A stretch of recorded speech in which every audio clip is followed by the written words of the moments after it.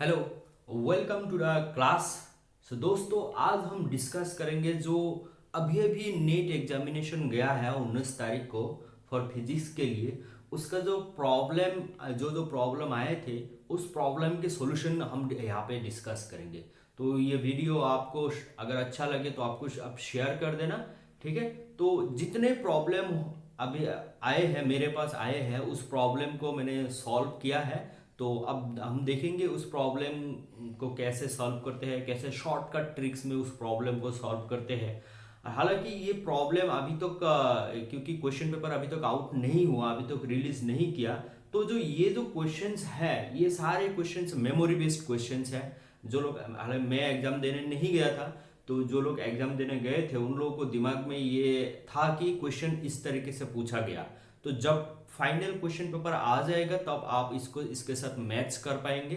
तो ये जो हम डिस्कस करेंगे, अगर इस तरीके से आपको ये क्वेश्चन पूछा था तो इसका सॉल्यूशन या इसका आंसर ये होगा, तो बाद में आप मैच कर सकते हैं। सो प्रॉपर क्वेश्चन हम यहाँ पे नहीं दे सकते हैं, क्योंकि क्योंकि सीबीटी बेस्ड एग्जाम है, तो आप याद नहीं रख सकते। अगर ऑफलाइन होता तो हम डायरेक्टली क्वेश्चन पेपर यहाँ पर डाल देते हैं। चले हम आगे बढ़ते हैं।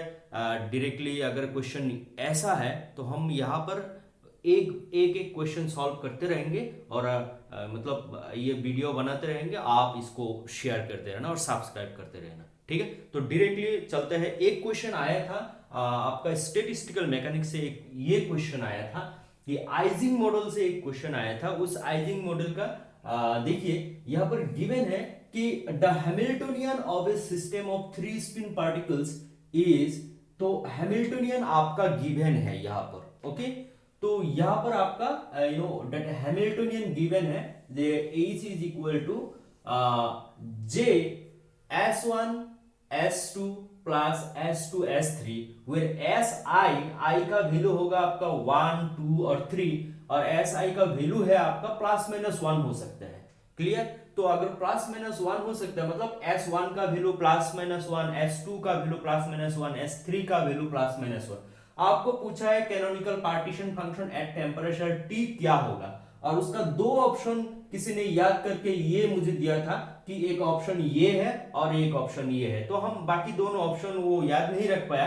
तो जब क्वेश्चन पेपर आपको मिल जाएगा, अगर आप अटेम्प्ट किया है क्वेश्चन, अगर पीआर एग्जाम किया है, आपको भी वो याद आ जाएगा।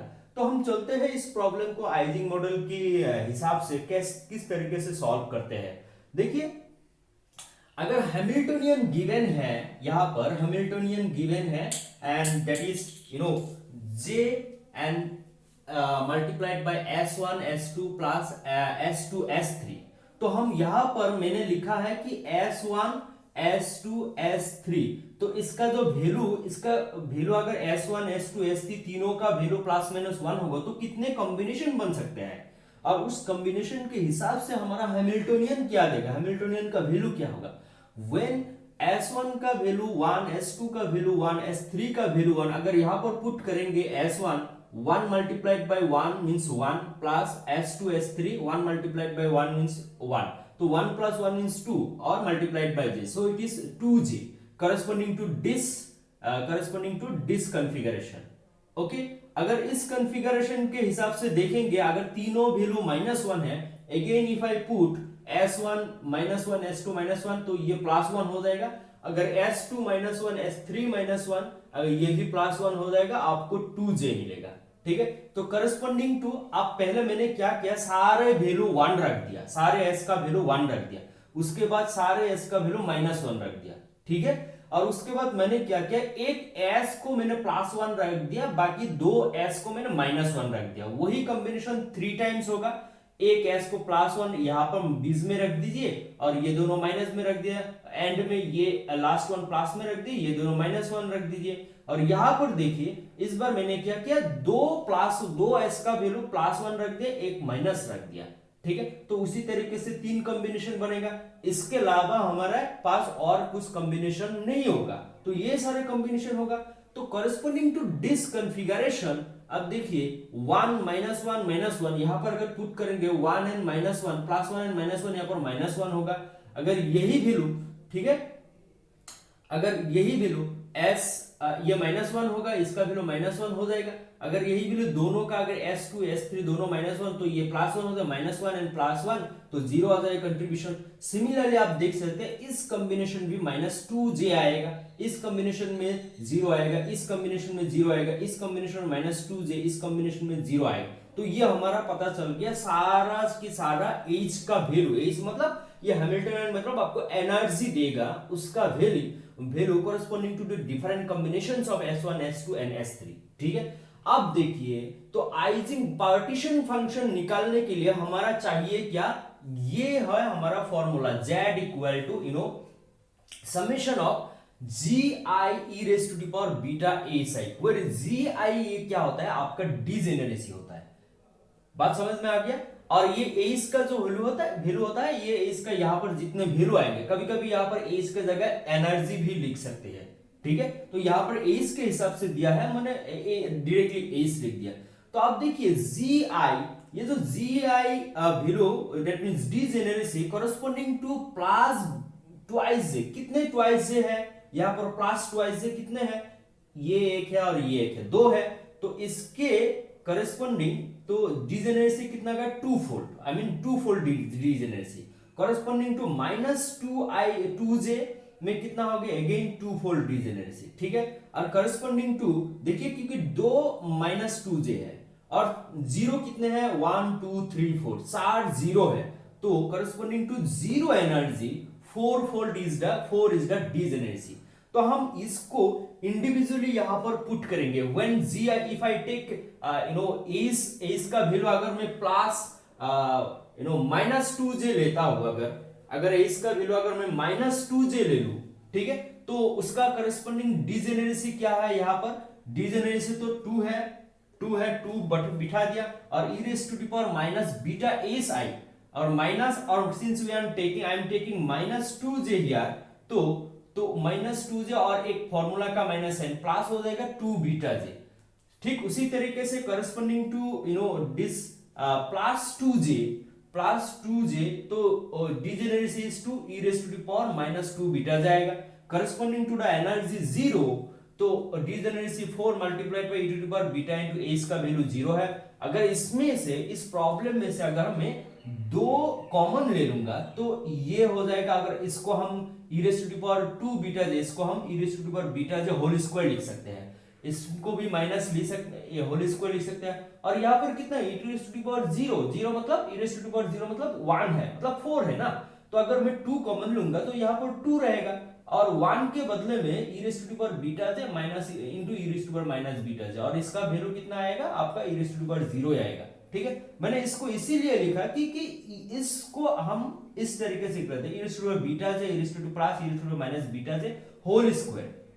और देखिए कि e raise to the power beta J e raise to the power minus beta J, उसको लिख सकते हैं 2 cos हाइपरबोलिक बीटा जे, जैसे कि ये है e raise to the power theta plus e raise to the power minus theta, इसको कहा जाता है 2 cos हाइपरबोलिक थीटा। ठीक है, 2 cos हाइपरबोलिक थीटा, यही है हमारा वैल्यू, वही फॉर्मूला मैंने यहाँ पे यूज किया। और बीटा का वैल्यू कितना है, beta is equal to 1/kBt, तो यहाँ पर मैंने kBt पुट कर दिया और इसको स्क्वायर कर दिया। ठीक है, तो यही आपका सॉल्यूशन है, ये प्रॉब्लम आ चुका था। तो हम अगले नेक्स्ट क्वेश्चन की तरफ हम आगे बढ़ते हैं, उस क्वेश्चन में किस तरह का और क्वेश्चन लेंगे। ठीक है, आपको समझ में आ गया होगा आई होप। तो देखिए हमारा नेक्स्ट क्वेश्चन है ये, कि ये क्वेश्चन आया था आपका क्वांटम मैकेनिक्स से, और उस क्वेश्चन में आपको पूछा गया कि क्वेश्चन इस तरीके से गिवन है कि आपके पास consider a particle in IPW मतलब इनफाइनाइट पोटेंशियल वॉल। ठीक है, तो उसमें विथ गिवन है 0 to a और द सिस्टम का वो जो सिस्टम होगा उस सिस्टम को पार्टअप किया है विथ परटर्बेशन हैमिल्टनियन, यहाँ पर गिवन है h equal to epsilon delta x minus a/2। ठीक है, आपको पूछा है what is the change in ground state to the first excited state energy, मतलब यही पूछा है आपका कि करेक्शन फर्स्ट ऑर्डर करेक्शन क्या होगा, एनर्जी में फर्स्ट ऑर्डर करेक्शन क्या होगा, वही आपको पूछा है कि लैंग्वेज थोड़ा अलग है। ठीक है, इस क्वेश्चन को अगर आप सॉल्व करेंगे, जैसे कि देखिए इस क्वेश्चन को हम पोटेंशियल के हिसाब से अगर लिखेंगे तो हम डायरेक्टली ये करते हैं कि potential can be written as, अगर इनफाइनाइटली पोटेंशियल वॉल है तो इस तरीके से आप डायग्राम बना सकते हो, इस तरीके से बना सकते हो। तो अगर इस तरीके से अगर डायग्राम बनाओगे तो इसका विड्थ क्या है 0 to a, और इनसाइड क्या है पोटेंशियल 0, और आउटसाइड और on the wall and outside the wall the potential is infinite, that is why otherwise infinite, और इन दोनों का भीतर क्या है पोटेंशियल इज 0। ठीक है, तो इस तरह के प्रॉब्लम आप पार्टिकुलरली बॉक्स इस तरह के क्वेश्चन सॉल्व किया है ऑलरेडी आपने। अगर उस प्रॉब्लम में एनर्जी कितना होगा वो भी आपको मालूम है, क्योंकि ये स्टैंडर्ड है, और वेव फंक्शन क्या है वो भी आपको मालूम है। हमारा एनर्जी नहीं से हमारा करेक्शन जो है वो ही चाहिए। तो करेक्शन के लिए हमारा जो फॉर्मूला है वो है ये आपका, ठीक है, वो है ये कि अगर 0 to a, 0 to infinity 0 to a psi star n x each perturbation Hamiltonian psi n x dx, where ये जो हमारा वेव फंक्शन है ये आपको याद रखना पड़ेगा, ये याद होना ही पड़ेगा, क्योंकि ये स्टैंडर्ड है, ये हमेशा आपको याद रह जाता है। जैसे कि ये energy n square pi square इसका D square by 2 ma square, इस तरीके से ये भी वेव फंक्शन भी याद रखना पड़ेगा। हालांकि इसमें सिर्फ यही देखना है आपको कि ये जो पोटेंशियल है ये सिमेट्रिक है या अनसिमेट्रिक है। ठीक है, अगर पोटेंशियल यहाँ पर विथ 0 to a, कभी कभी ये -a to +a या इस तरीके से गिवन होता कि -a/2 से +a/2 तक, तब भी विथ कितना होगा, तब भी विथ आपका यही होगा, लेकिन उसमें वेव फंक्शन थोड़ा अलग होगा। वेव फंक्शन में साइन, ग्राउंड स्टेट में साइन नहीं होगा, कोसाइन होगा, तो वो हमें नहीं देखना है, क्योंकि ये डायरेक्ट 0 to a गिवन है। तो अगर इस फॉर्मूला में अगर साई स्टार अगर पुट करेंगे, साई स्टार इसका अगर स्टार लेंगे तो यहाँ पर तो कोई कंजुगेट नहीं है, तो यही वैल्यू होगा, साई स्टार का वैल्यू यही होगा। तो अगर पुट करेंगे तो दो, एक साई और एक साई स्टार में से कितने साइन आएगा, 2 साइन आएगा, तो sign square n pi x by a हो गया। और देखिए तो ये हैमिल्टोनियन जब हम पुट करेंगे, हैमिल्टोनियन का epsilon del x minus a by 2, तो वहां से एक एप्सिलॉन आ गया, और ये तो 2 टाइम्स हो रहा है ना साई, तो ये √2 बाई ए 2 टाइम्स मल्टीप्लाई होने के बाद 2 बाई ए, और हैमिल्टोनियन जब पुट करेंगे वहां से एक एप्सिलॉन आ गया, तो ये हो गया।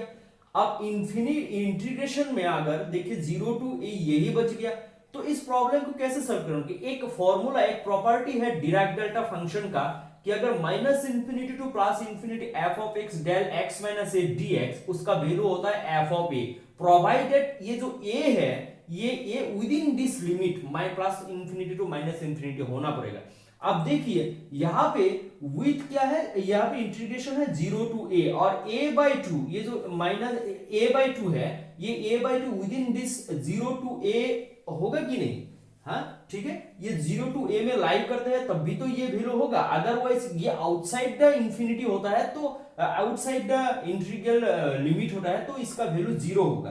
तो ये within inside the region है, तो इसका वैल्यू डायरेक्ट f ऑफ a, तो मतलब यहाँ पर f of sine square n pi x के जगह क्या पुट करूंगा a/2, अगर a/2 पुट करेंगे तो a कैंसिल हो जाएगा, ठीक है, तो ये वैल्यू आएगा। बट यहाँ पर देखिए ये जो n है, मैंने लिखा है n है, तो ये n का वैल्यू कहां से स्टार्ट होगा, 1 2 3 4 लाइक डॉट डॉट ऐसे होगा।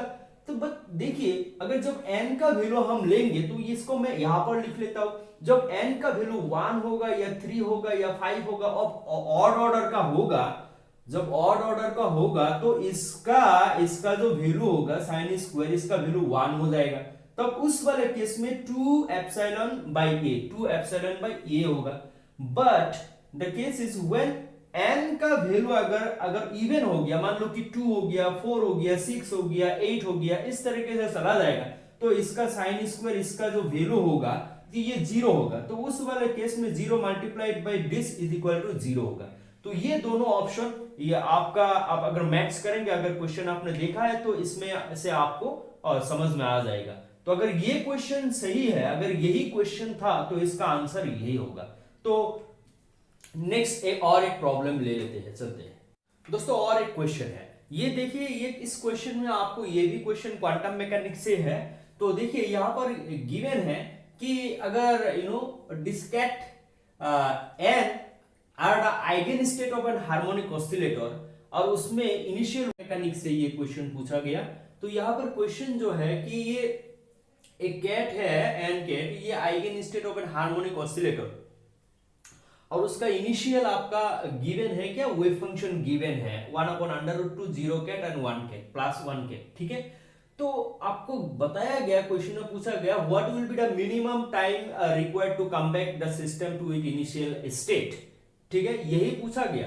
अगर ये हार्मोनिक ऑसिलेटर है, may be option the question में इसका अगर हार्मोनिक ऑसिलेटर ना दे के सिंपली पोटेंशियल हाफ ऑफ के एक्स स्क्वायर ये भी गिवन हो सकता है, व्हाटएवर मे बी, बट उससे हमें पता चलता है कि ये हार्मोनिक ऑसिलेटर है और ये कैट के हिसाब से गिवन है, तो 0 एंड 1, तो ये हार्मोनिक ऑसिलेटर का ही है। तो देखिए यहाँ पर हमारा गिवन क्या है कि इनिशियल वेव फंक्शन गिवन है, और आपको पूछा है आफ्टर टाइम t वही wave function initial wave function हो जाएगा। ठीक है, तो after time t what will be the wave function, पहले तो वो हमें जानना पड़ेगा, तभी तो हम उसको कंपेयर करेंगे ना। तो after time t what will be the format of the wave function, that is 1/√t, that is I have written here a psi x equal to t, 1/√2 जो जीरो कैट है इसके multiply by e raise to the power minus iota e naught t by a square.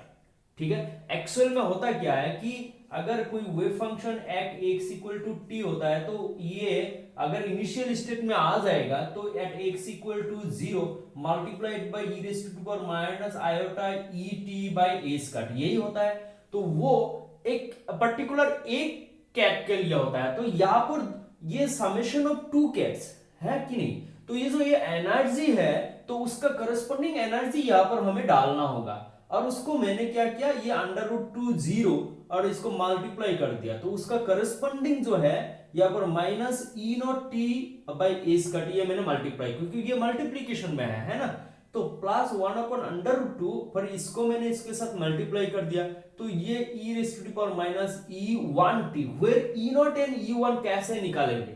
अगर ये harmonic oscillator का है, harmonic oscillator का energy eigen value हमें पता है, En equal to n plus half a square omega. अगर n equal to 0 put करेंगे तो ग्राउंड स्टेट का ये एनर्जी होगा, 1 पुट करेंगे तो ये एनर्जी होगा 3/2 a स्क्वायर ओमेगा, ये फर्स्ट एक्साइटेड स्टेट होगा। तो जब भी हमारा e नॉट एंड e1 का वैल्यू मिल गया तो हम यहाँ पर पुट कर सकते हैं, है कि नहीं। तो यहाँ पर अगर पुट करेंगे e to the power a square omega t divided by यहाँ पर एक 2 होगा, तो देखिए यहाँ पर a स्क्वायर कैंसिल हो गया, यहाँ पर भी a स्क्वायर आपका कैंसिल हो गया, तो बचा क्या कि 1/√2 0 के e raise to the power minus iota omega t by 2 plus 1/√2 1 के e raise to the power minus 3 omega t iota 3 omega t by 2। देखिए यह वेव फंक्शन है आपका आफ्टर टाइम t। तो ये वेव फंक्शन अगर सिस्टम इनिशियल स्टेट में चला जाएगा तो ये और ये वेव फंक्शन दोनों सेम होना पड़ेगा कि नहीं, बिल्कुल होना पड़ेगा। That is why I have written here that if the system comes back to the to initial state, then psi at x equal to 0 must be psi at x equal to t। अगर यही है मतलब ये दोनों wave function बराबर होना पड़ेगा, equal होना पड़ेगा। अगर इक्वल होना पड़ेगा, देखिए आप इसमें तो ये अगर ये इक्वल है, देखिए इसका कंपैरिजन, इसका देखिए इस टर्म का देखिए, फर्स्ट टर्म और फर्स्ट टर्म देखिए, यहाँ पर 1/√2 0 कैट, यहाँ पर 1/√2 0 कैट, ये एक एक्स्ट्रा टर्म बच गया है कि नहीं। अगर ये दोनों इक्वल होना होगा तो इसका वैल्यू कितना होना पड़ेगा +1 होना पड़ेगा। That is why I have written here इसका वैल्यू इक्वल टू +1, और इसका जो कोफिशिएंट है ये भी कोफिशिएंट क्या कितना होना पड़ेगा 1 होना पड़ेगा, तभी ये जाके 1/√2 कैट 1 होगा, तो इसका भी वैल्यू 1 होना पड़ेगा। अब देखिए जब इन दोनों इक्वेशन से अगर राइट हैंड साइड इक्वल है तो left hand side obviously equal होना पड़ेगा, तो इसीलिए मैंने लिखा लेफ्ट हैंड साइड इक्वल। अगर ये माइनस में अगर ये इस टाइप में आ जाएगा तो ये मल्टीप्लिकेशन में चला जाएगा ना, मल्टीप्लिकेशन चला जाएगा e raise to the power minus iota omega t by 2 multiplied by e raise to the power तो आयोटा 3 ओमेगा t बाय 2, तो इसको अगर करेंगे तो e raise to the power ये प्लस हो जाएगा। जब भी ये प्लस हो जाएगा तो ये कितना निकल गया e raise to the power iota omega t, ठीक है, और ये इक्वल टू 1 हो गया। अगर ये 1 हो गया तो इसका वैल्यू जेनरलाइज्ड वैल्यू क्या होता है, तो 1 का e raise to the power iota twice n pi, ठीक है, यही होता है। लेकिन यहाँ पर पूछा गया क्वेश्चन में कि मिनिमम टाइम होना पड़ रहा है। मिनिमम एन का वैल्यू क्या हो सकता है, 1 से स्टार्ट होगा, 2 हो सकता है, 3 हो सकता है। जब मिनिमम टाइम होना पड़ेगा तो ये वैल्यू एन का वैल्यू 1 होना पड़ेगा। जब मिनिमम टाइम पूछा है तो एन का वैल्यू 1 होना पड़ेगा। जब भी एन का वैल्यू 1 हो जाएगा e raised to the power 2 n pi हो, e raised to the power iota 2 pi होगा। अगर इसको आप इसका पावर कोफिशिएंट पावर को अगर कंपेयर करेंगे omega t equal to 2 pi होगा, from here t equal to twice pi by omega. तो यही आपका ऑप्शन में गिवन है। एक ऑप्शन में भी इस तरीके से होगा कि पाई by omega 2 pi by omega, इस तरीके से भी ऑप्शन हो सकता है और अलग अलग ऑप्शन भी हो सकता है। ठीक है, तो मे भी कभी कभी ओमेगा बाय 2 पाई इस तरीके से हो सकता है। तो उसमें से आप देखेंगे जो लोग ये इसको अटेम्प्ट किया है तो ये आपका सही आंसर है। तो आगे बढ़ते हैं कि नेक्स्ट क्वेश्चन की तरफ हम। ये क्वेश्चन है दोस्तों, इस क्वेश्चन ये क्वेश्चन जो आया है मैथमेटिकल फिजिक्स से आया है कि इंटीग्रेशन, आपको डायरेक्टली क्वेश्चन में चलते हैं लेके कि f ऑफ w एक क्वेश्चन है कि f ऑफ w वो इंटीग्रेशन है omega square minus 2 divided by omega minus z। और ये जो कंटूर है और ये जो एक यहाँ पर c गिवन है, c is a circle of radius 3 in omega plane and clockwise direction. तो क्लॉकवाइज डायरेक्शन में ओमेगा प्लेन में एक सर्कल है और उसका रेडियस कितना है 3। तो मैंने यहाँ पर लिखा है 0 1 2 3। तो इस प्रॉब्लम को अगर इस का वैल्यू फाइंड करना है at z equal to 2 minus iota. Clear? तो मतलब z इक्वल टू ये कॉम्प्लेक्स नंबर है, ठीक है, और ओमेगा प्लेन भी आपको कॉम्प्लेक्स है। तो ये कॉम्प्लेक्स प्लेन में आपका कॉम्प्लेक्स नंबर के हिसाब से आपको फाइंड करना है कि इस इंटीग्रल का वैल्यू क्या होगा, यही फाइंड करना है। तो देखिए इस प्रॉब्लम को सॉल्व करने के पहले तो आपको इस जो कंटूर है उसको ड्रॉ करना पड़ेगा। ड्रॉ कर लिया, इसका सॉल्यूशन आप 2-3 तरीके से लिख सकते हैं। एक है रेसिड्यू थ्योरम, एक है कोसी इंटीग्रल फॉर्मूला, उसके भी हिसाब से आप इसको सॉल्व कर सकते हो। तो उससे बेटर है क्या, बेटर जो है Cauchy residue theorem is very easiest है। तो उसके हिसाब से as compare to Cauchy integral theorem, Cauchy theorem, ठीक है। तो हम रेसिड्यू के हिसाब से चलेंगे यहाँ पर कि आपको फाइंड कहां पे करना है। देखिए z equal to 2 minus iota, 2 minus iota और i सेम है, तो उसमें आपको फाइंड करना है। तो इसका वैल्यू क्या, ये तो कॉम्प्लेक्स नंबर है तो इसका मैग्नीट्यूड कितना होगा पहले तो वो जानना पड़ेगा, क्योंकि जो रेडियस है वो मैग्नीट्यूड में गिवन है, वो कॉम्प्लेक्स में नहीं है, ठीक है। तो उसका मैग्नीट्यूड ये है, अगर मैग्नीट्यूड निकालेंगे तो mod of z under root, इसका अगर मैग्नीट्यूड 2 स्क्वायर प्लस 1 हो जाएगा, ठीक है ना। तो ये अंडर रूट 5 हो जाएगा। तो ये देखिए अंडर रूट 5 जो वैल्यू है, इसका वैल्यू क्या है, 3 से ग्रेटर होगा या 3 से लेस होगा। इसका वैल्यू 3 से लेस देन होगा।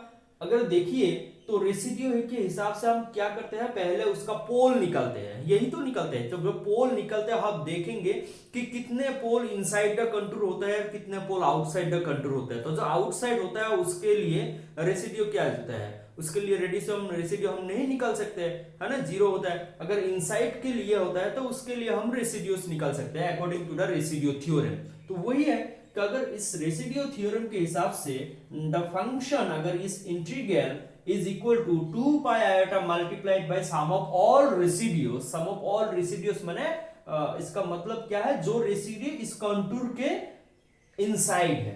अब देखिए ये लेस देन 3, तो ये तो कंटूर के इनसाइड है, कहीं पे भी होगा, किस यहाँ पर भी हो सकता है, यहाँ पर भी हो सकता है, ठीक है। तो मान लीजिए कि इनसाइड, हमें ये पता चल के इनसाइड है, तो इसका 0 नहीं होगा रेसिड्यू। तो जब 0 नहीं होगा तो हम रेसिड्यू निकालना पड़ेगा। तो रेसिड्यू निकालने के लिए पहले हमें पोल निकालना पड़ेगा। पोल के लिए हम क्या करते हैं कि फॉर पोल डिनोमिनेटर, इसका जो ये डिनोमिनेटर है that is equal to 0, that is equal to 0 हम पुट करते हैं और देखते हैं कि इक्वल टू z है। अगर देखिए ओमेगा इक्वल टू z है, ये z क्या है, एक नंबर ही तो है ना, कॉम्प्लेक्स नंबर है, whatever may be the number, तो एक कॉम्प्लेक्स नंबर है। तो अगर ये कितने पोल आ गए, इसका ऑर्डर कितना है, अगर यहाँ पर z 2 टाइम्स आता तो हम z equal to omega equal to z double pole बोलते हैं, ये एक ही है, तो ये सिंपल पोल है। अगर सिंपल पोल है उसका रेसिड्यू निकालने का फॉर्मूला आपके सामने ये गिवन है कि जब z equal to a is a simple pole of fz function, ये डिवीजन में है, division function pz by qz, यहां पर भी तो है, ये न्यूमरेटर और डिनोमिनेटर है कि नहीं, तो न्यूमरेटर एंड डिनोमिनेटर, तो उसके हिसाब से residue at z equal to a p a divided by q dash a, q prime है, इसका डिफरेंशियल डिनोमिनेटर का डिफरेंशिएशन करना पड़ेगा और हमें उसको z equal to a put करना पड़ेगा। देखिए यहां पर जब रेसिडियो निकालेंगे तो रेसिडियो पहले क्या होगा, p ऑफ, इसको मान लीजिए p ऑफ ओमेगा, इसको मान लीजिए q ऑफ ओमेगा, ठीक है, न्यूमरेटर को p ऑफ ओमेगा, डिनोमिनेटर को q ऑफ ओमेगा। तो p of omega at z omega equal to what, z, तो ओमेगा का वैल्यू z पुट करना पड़ेगा, z square minus 2 divided by इसका आपको क्या हो गया, ये q ऑफ ओमेगा, इसको डिफरेंशिएट करना पड़ेगा। अगर जब डिफरेंशिएट करेंगे इसका वैल्यू क्या आएगा, विथ रेस्पेक्ट टू आप ओमेगा के हिसाब से डिफरेंशिएट करेंगे तो इसका वैल्यू कितना आएगा, omega minus Z, forget about the Z, क्या वो एक नंबर है, तो उसका डिफरेंशिएशन 0, इसका डिफरेंशिएशन 1, अल्टीमेटली डिनोमिनेटर में 1 आ जाएगा, और डिनोमिनेटर में 1 आ जाएगा, जो भी वैल्यू अगर पुट करो 1 का वैल्यू तो 1 ही होगा ना, 1 के हिसाब में कोई भी वैल्यू वहां पे डाल दो तो वो 1 ही हो जाएगा, एक नंबर 1 है, वहां पे आप कुछ भी डाल दो, तो z इक्वल टू 2 पुट करो, z इक्वल टू 3 पुट करो, जो भी है, क्योंकि यहाँ पर तो वेरिएबल नहीं है, ये कांस्टेंट है, तो उतना ही वैल्यू होगा, तो 1 हो गया, तो z स्क्वायर माइनस 2, अगर z इक्वल टू क्या है हमें 2 माइनस आयोटा, तो ये हम स्क्वायर कर लेते हैं, तो ये कितना हो जाएगा आपका, एक हो जाएगा ये 2 स्क्वायर 4 और एक आयोटा स्क्वायर माइनस 1, तो 3 आ गया, ठीक है ना, और 2 मल्टीप्लाइड बाय 2 इंटू आयोटा, तो ये माइनस 4 आयोटा हो गया, तो ये माइनस 2, तो यहां से हिसाब से 1 माइनस 4 है, ये हो गया आपका रेसिडियो। जब रेसिडियो आ जाएगा, इस रेसिडियो को आप यहाँ पर पुट कर दो, एक ही रेसिडियो है तो एक ही रेसिडियो, और यहाँ पे मल्टीप्लाई कर दो, 2 पाई आयोटा मल्टीप्लाई टू 1 माइनस 4 पाई 4 आयोटा, तो 2 पाई आयोटा ये यहाँ पर मल्टीप्लाई कर देंगे तो 8 पाई आ जाएगा, माइनस 8 पाई आ जाएगा, और एक आई आ जाएगा, आई स्क्वायर मींस माइनस 1, तो प्लस 1 हो जाएगा, तो प्लस 8 पाई आ जाएगी। ये है आपका आंसर, जो भी ऑप्शन में गिवन है, अगर यही क्वेश्चन ये क्वेश्चन करेक्ट है तो इसका आंसर भी यही होगा, ठीक है। तो नेक्स्ट क्वेश्चन की तरफ हम आगे बढ़ते हैं फिर से।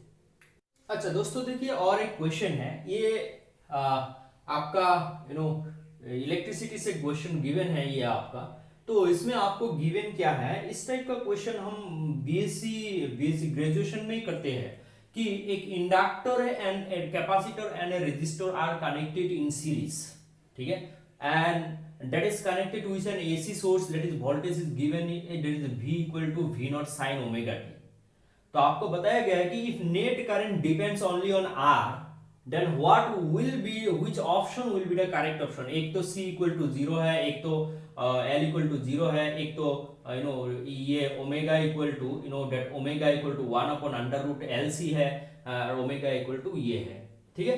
तो आप देखिए इस प्रॉब्लम को आप कैसे, पहले इसका फिगर ड्रॉ करें, सर्किट डायग्राम आपको पता होना पड़ेगा। जब भी सर्किट डायग्राम आप ड्रॉ करेंगे तो एक R, L और C होगा, और वो कनेक्टेड विथ बैटरी नहीं एसी सोर्स है, तो यहां पर v equal to v naught sine omega t. अच्छा, जब भी इसमें इस तरीके से होगा, सीरीज कनेक्शन में होगा, तब हम क्या करते हैं, बेसिकली हम इंपीडेंस निकालते हैं, है कि नहीं। तो जब इंपीडेंस निकालते हैं, इंपीडेंस कब निकालते हैं, जब हमारा क्या होगा, या रेजिस्टर होगा, कभी कभी इंडक्टर होगा, कभी कभी कैपेसिटर होगा, उस हिसाब से, उसके हिसाब से हम टोटल इक्विवेलेंट नेट रेजिस्टेंस जो कहते हैं उसको कहते हैं आपको, इफेक्टिव रेजिस्टेंस जो कहते हैं उसको कहते हैं आपको इंपीडेंस, तो वो हम पहले निकालना पड़ेगा। तो इंपीडेंस आपका है Z, ये V equal to like that formula, V equal to into I into R, अगर रेजिस्टर होगा V इक्वल टू R, ये according to the Ohm's law, ठीक है। वही अगर यहाँ पर जो भी कनेक्टेड है सीरीज में, यहाँ पर अगर टोटल रेजिस्टेंस नहीं हो, टोटल जो इफेक्ट रेजिस्टेंस नहीं कहेंगे, उसका इंपीडेंस कहेंगे। उस इंपीडेंस को कभी कभी क्या होगा, रेजिस्टेंस भी कहेंगे उसको, कभी कभी इंडक्टेंस, कभी कभी कैपेसिटेंस, जो भी है, ठीक है। तो डिपेंड करेगा सिचुएशन के ऊपर, कब इंडक्टेंस, कब कैपेसिटेंस, कब रेजिस्टेंस कहेंगे।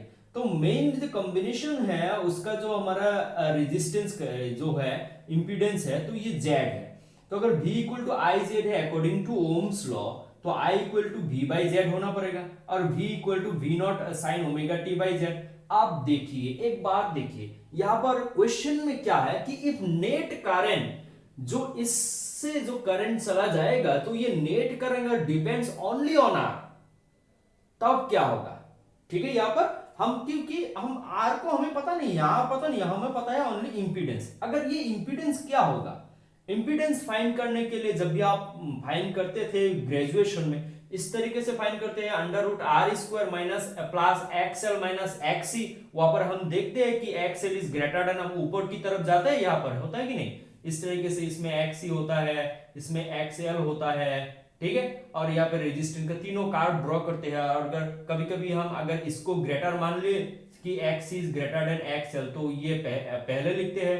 अगर ये एक्सएल, suppose XL is greater than XC, तो ये ऊपर पहले लिखते हैं। तो हम उस हिसाब से तो देखते हैं कि यहाँ पर ये गिवन है कि आर स्क्वायर प्लस, क्योंकि ये कहां से आएगा, ये आएगा आपका जो डायग्राम होगा, ग्राफ होगा, फेज डायग्राम होगा, वही से आएगा ना। तो XL माइनस XC, XL का मतलब क्या है, XL, ये जो XL मैंने XC लिखा है, और ये सारा की सारा वैल्यू यूनिट कहां पर कन्वर्ट हो जाएगा, ओम्स में कन्वर्ट हो जाएगा, आर के हिसाब से कन्वर्ट हो जाएगा।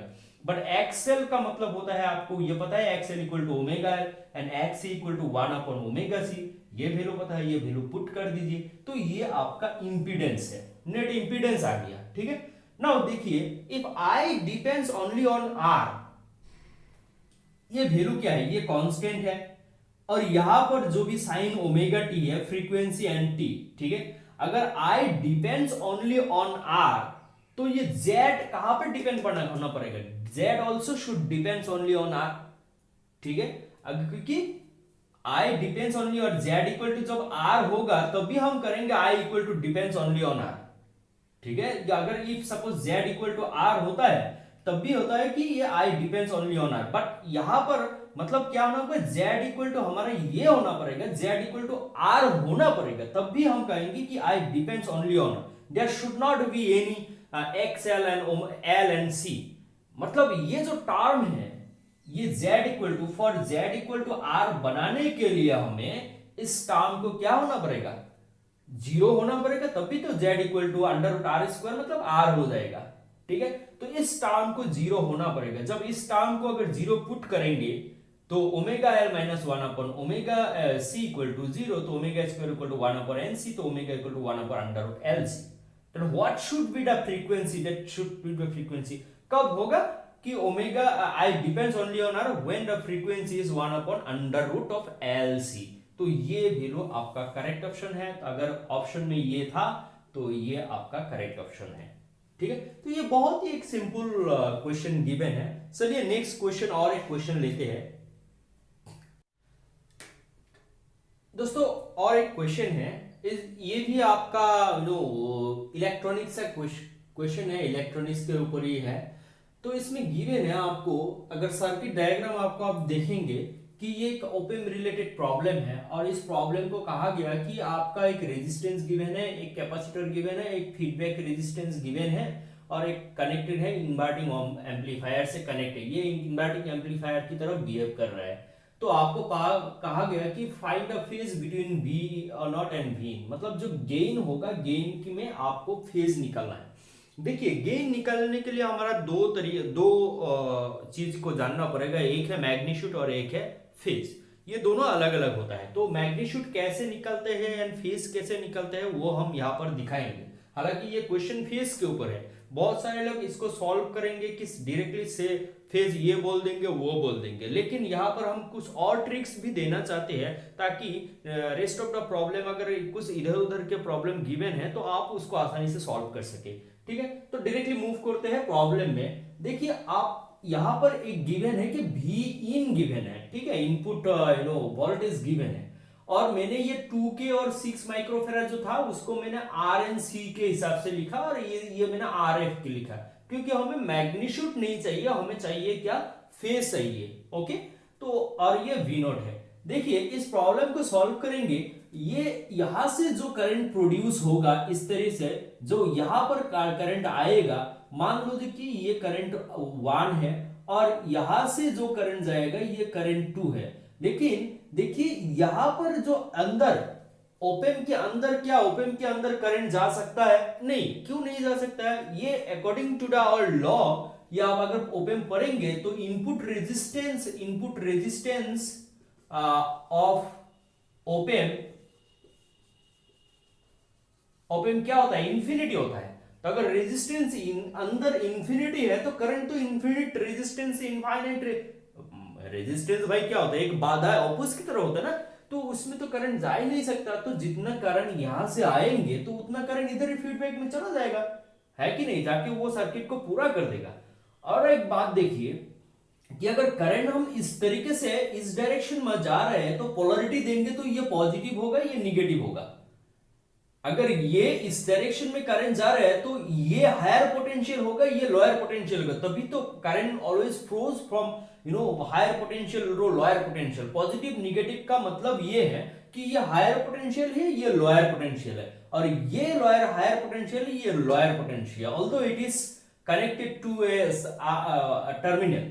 और एक बात देखिए कि ये जो टर्मिनल है, अगर ये दोनों टर्मिनल, इसको कहा जाता है partially grounded, partially they are connected. हम तब भी लेते हैं जब हम प्रॉब्लम को सॉल्व करते हैं, हम इसको प्रूव भी कर सकते हैं। तो इसका कुछ वीडियो मैंने मेरे YouTube चैनल में अपलोड किया है, आप वहां पर अगर देखेंगे तो आपको समझ में आ जाएगा। ये ग्राउंड में जो होगा तो ये जीरो पोटेंशियल गिवन कर रहा है, तो ये यहां पर भी अगर पार्शियली कनेक्टेड है तो जीरो गिवन है, जीरो ही होगा, ठीक है। मतलब ये हायर पोटेंशियल, ये जीरो लोअर पोटेंशियल, इसके लिए करंट इस डायरेक्शन में जा रहा है। तो करंट इक्वेशन अगर लिखेंगे I1 इक्वल टू I2, क्योंकि यहां अंदर करंट नहीं जा रहा है, जो यहां पर आ गया वो यहां पर चला जाएगा। तो V in minus zero divided by ये फैक्टर मैंने, या ये फैक्टर मैंने क्यों लिखा, ये R एंड C मैंने इसीलिए लिखा ताकि आपको समझ में आ जाए। देखिए instead of C I have written here 1 upon j omega c। इसका मतलब क्या है कि R तो है ओम में होगा, किलो ओम में होगा, जो मैं रेजिस्टेंस का यूनिट में होगा। अगर instead of C if I right here 1 upon j omega c, इसका जो बिहेवियर होगा ये भी रेजिस्टेंस की तरह होगा, क्योंकि इसका जो यूनिट होगा वो रेजिस्टेंस के यूनिट के साथ मैच करेगा। अगर मैच करेगा तो it will behave, this capacitor will behave just like a resistance. तो एक रेजिस्टेंस और एक रेजिस्टेंस अगर सीरीज में है तो इक्विवेलेंट रेजिस्टेंस तो ये होगा नेट रेजिस्टेंस, ठीक है। तो instead of C I have written 1 upon j omega c। और ये अगर हायर करंट इस डायरेक्शन में जा रहा है, higher potential to lower potential, so zero is the higher potential minus V naught, V naught is the lower potential, so higher minus lower divided by जो resistance given है, यहां पर मैंने लिख दिया। ओके, नाउ इसको थोड़ा सा इधर उधर सॉल्व करते हैं कि V नॉट बाय V, हमें वही चाहिए ना, फेस गेन में फेस चाहिए। तो माइनस, ये एक माइनस साइन आ गया माइनस V नॉट की, अगर इसको हम एलसीएम लेंगे तो j ओमेगा c आ जाएगा, वो ऊपर आ जाएगा 4 के साथ मल्टीप्लाई होगा, ये क्रॉस मल्टीप्लाई कर दिया, और यहाँ पर होगा 1 plus j omega c। Now यहाँ पर instead of 2 I have written here, instead of 4 I have written here 2, but I have also introduce another term that is called r। क्यों? r का वैल्यू क्या है? बेसिकली r का value 2 है ना, 2। तो अगर हम यहाँ पर देंगे तो बेसिकली यहाँ पर 2 लिखेंगे तो ये क्या हो जाएगा, बेसिकली 4 हो जाएगा। But instead of 2 I have written here r, why? Because उसका एक कैलकुलेशन से omega equal to 1 upon RC, ये कट ऑफ फ्रीक्वेंसी होता है। बात समझ में आ गया? तो omega equal to, if I put here 1 upon RC multiplied by RC, तो इसका कंट्रीब्यूशन क्या होगा? 1 हो जाएगा। यहां पर भी ओमेगा की जगह 1 अपॉन RC पुट कर दीजिए, ये कैंसिल हो जाएगा, ये भी 1 हो जाएगा। तो फाइनली आ गया क्या हमारा कि 2j divided by 1 plus j, ये हो गया हमारा गेन। गेन का मैग्नीट्यूड हम नहीं निकालेंगे क्योंकि मैग्नीट्यूड नहीं पूछा है, फेस पूछा है। देखिए फेस वही रूल फॉलो करता है जो लॉगरिथमिक लॉगरिथम प्रॉपर्टीज में, जो हम लॉगरिथम में जो प्रॉपर्टीज हम यूज करते हैं वही फेज में यूज करते हैं। क्यों? देखिए कि लॉगरिथम में क्या होता है, logarithm of product of two function, two variable is equal to log of A log of B. Phase भी अगर प्रोडक्ट ऑफ टू वेरिएबल होता है तो phase A plus phase B, अगर ये डिवीजन में होता है log A minus log B, phase B वही रूल फॉलो करता है जो phase A minus phase B. अगर log A to the power m होता है, m लॉग ए होता है, फेज बी वही ए टू द पावर m होता है, m फेज ए। क्लियर? और एक डायग्राम मैंने यहां पर ड्रॉ किया, तो वो हमारा एक शॉर्टकट तरीका है। क्यों? कि देखिए कि ये जो एक्सिस है, इस एक्सिस को कहा जाता है रियल एक्सिस और इस एक्सिस को कहा जाता है इमेजिनरी एक्सिस। रियल एक्सिस में जितने वैल्यू होंगे, जितने पॉजिटिव वैल्यू होंगे, उसका सारा की सारा फेस क्या होगा आपका जीरो। क्लियर? और उस रियल एक्सिस में जितने निगेटिव वैल्यू होंगे, जितने रियल वैल्यू होंगे, निगेटिव रियल वैल्यू होंगे, इंटीजर होंगे, -2 -3, वो सारा का सारा फेज भी कितना आएगा, यहां से यहां तक फेज कितना है, पाई है। ठीक है? और ये इमेजिनरी एक्सिस देखिए, पॉजिटिव इमेजिनरी एक्सिस में जितने वैल्यू होंगे, suppose you know like J, 2j, 3j, 4j, 5j, उसमें क्या होगा, ये π/2 फेज होगा। यहां से यहां तक π/2 है, और यहां से यहां तक निगेटिव इमेजिनरी एक्सिस में जितने वैल्यू होंगे, माइनस कितना आप कहेंगे कि -2j, -3j, -4j, उस वाले केस में अगर आप देखेंगे तो ये 3π/2 होगा, आपका फेज आ जाएगा 3π/2। अब देखते हैं इसको हम सॉल्व करते हैं। इसको पहले इस तरीके से भी आप सॉल्व कर सकते हो। एक तरीका तो ये होता है आपका कि ये जो 2j है, 2j is a product of two function, आप लिख सकते हो 2j is a product of two function. ठीक है? तो इस फेज का क्या होगा, phase of -2 plus of phase of j, ये भी लिख सकते हो, और minus phase of 1 plus j, इस तरीके से भी लिख सकते हो। अच्छा, माइनस ये निगेटिव इंटीजर है ना, तो यहां पर फेज कितना आ जाएगा, पाई, और प्लस ये j, अब देखिए तो फेज निकलता है x प्लस i y होता है, तो z equal two phase tan inverse y/x होता है, यही फेज निकलता है। तो आप देखिए यहां पर सिर्फ इमेजिनरी है, तो ये कितना आ जाएगा, tan इनवर्स 1/0, क्योंकि रियल पार्ट इज 0, तो माइनस tan इनवर्स कितना आ जाएगा, 1/1। ठीक है? तो अब देखिए इसका तो पाई हो गया, tan इनवर्स ये कितना हो गया आपका tan इनवर्स, और डायरेक्टली आपको ये अगर ऐसा नहीं आ रहा है कि tan इनवर्स इंफिनिटी का फेज कितना है, tan इनवर्स इंफिनिटी का वैल्यू होता है π/2, लेकिन वो आप इस तरीके से लिख सकते हो कि ये j है ना, ये आपका j है, तो j अगर है तो इसका वैल्यू कितना आ जाएगा, अगर ये j है तो ये इमेजिनरी एक्सिस में जा रहा है, तो इमेजिनरी एक्सिस में डायरेक्टली आप लिख सकते हो तो इसका π/2 होगा। ठीक है? इसका π/2 होगा। जब π/2 होगा इसका π/2 माइनस, और इसका tan इनवर्स 1 में tan इनवर्स 1 का फेज कितना है, π/4, तो यह कितना आ जाएगा आपका, ये पाई प्लस π/4, सो 3π/2 माइनस π/4। आप इसको करिए, कितना हो जाएगा, एलसीएम इज 4, तो ये 2 टाइम्स आ जाएगा, ये यहां पर 2 टाइम्स, 3 2 6 पाई, माइनस पाई, तो आके आपको 5π/4 will be the answer, 5π/4 will be the answer. और आप देखिए इसको डायरेक्टली हम ये लिख सकते हैं, अगर आप if we consider only 2j, -2j कहां पर है, एक स्टेप और कम हो जाएगा, -2j कहां पर आ जाएगा, निगेटिव इमेजिनरी एक्सिस में आ जाएगा कि नहीं, तो उसका ये फेज क्या होता है, 3π/2 माइनस, और इसका एक होगा -π/4। डायरेक्टली एक स्टेप लिखने की जरूरत ही नहीं है। तो आप जो तरीका समझो, जहां पे जिस तरीके से करो, आपको कितना आ जाएगा, ये 5π/4 विल बी द आंसर। तो इस तरीके से आप फेज निकल सकते हो। मैग्नीट्यूड, इसका मैग्नीट्यूड लेना पड़ेगा। ठीक है? तो ये एक बहुत ही सिंपलेस्ट आइडिया है। जब भी इस टाइप का प्रॉब्लम मैं और डिस्कस करूंगा यूट्यूब चैनल में मेरा, तो अगर आप लोग देखना चाहते हो तो उसमें आप देख सकते हो। ठीक है? तो ये प्रॉब्लम आपको समझ में आ गया होगा शायद। तो यहां तक मैंने कुछ प्रॉब्लम डिस्कस किया, और प्रॉब्लम है मेरे पास, तो वो प्रॉब्लम मैं डिस्कस करूंगा नेक्स्ट वीडियो में। अगर उस प्रॉब्लम की कितने शॉर्टकट ट्रिक से हम, या फिर थोड़ा सा अप्रोक्सीमेट तरीके से अगर सॉल्व करना चाहे तो वो भी कर सकते हैं। तो नेक्स्ट वीडियो में हम वो करके दिखाएंगे। So thanks.